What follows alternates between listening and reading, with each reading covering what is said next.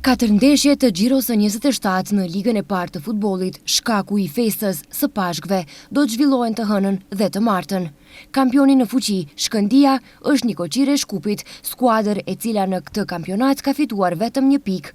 Çdo rezultat tjetër përveç fitores do të ishte një dështim për Shkëndin në betejën për mbrojtjen e titullit kampion. Futbollisti Lorik Jakupi, duke shprehur keqardhje për situatën në të cilën ndodhet FC Shkupi, thotë se fitoria është i vetmi opsion për sfidat e ardhshme në kampionat.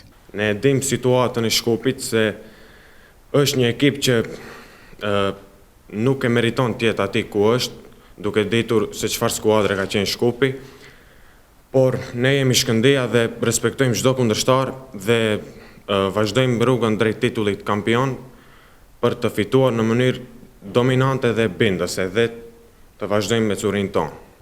Futbollisti premtues Lorik Jakupi ka një porosi për tifozët kuqezi, për të cilët ka një respekt të veçantë. Në qoftë se jam në formacion, ju premtoj se do të fitojmë në mënyrë bindëse dhe dominante. Struga Trimlum, po të hënën është një koqire e tikfeshit të Kavadarit, skuadra strugane që tani më ka siguruar pozitën e tretë dhe pjesëmarrjen në garat europiane do të luaj pa ndonjë ngarkesë, ashtu sikurse tikfeshi që ka të siguruar mbijetesën.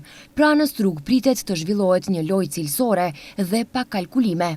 2 ndeshjet e fundit të javës së 27 do të zhvillohen të martën me fillim në ora 15:30 ku përballen AP Brera, Makedonia Gjorgje Petrov dhe Arsimi Pelisteri.